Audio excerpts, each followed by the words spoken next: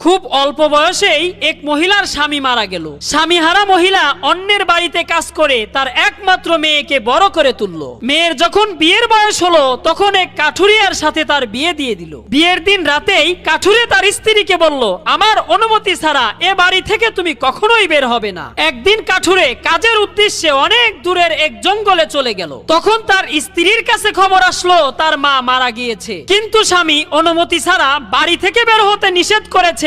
এই জন্য সে তার মাকে দেখতে গেল না। কয়েকদিন পর তার স্বামী বাড়ি ফিরলে স্ত্রী কেঁদে কেঁদে তার স্বামীর কাছে সব খুলে বলল। সেদিন রাতে সে স্বপ্নে দেখলো একজন ফেরেশতা তাকে বলছে, তোমার জন্য তোমার মা জান্নাতে অনেক সুখে আছে।